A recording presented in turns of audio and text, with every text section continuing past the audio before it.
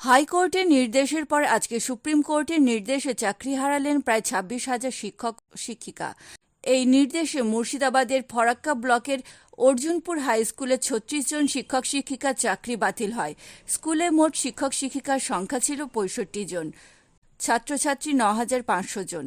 36 জন শিক্ষকের চাকরি বাতিলের পর উদ্বিগ্ন ওই স্কুলের শিক্ষক, ছাত্রছাত্রী সহ অভিভাবকরা। তবে সর্বোচ্চ আদালত জানিয়েছেন, যারা দোষী নন তারা নতুন করে চাকরির জন্য আবেদন করতে পারবেন এবং যারা অবৈধভাবে চাকরি পেয়েছিলেন তাদের 12% সুদ সহ বেতন ফেরত দিতে হবে।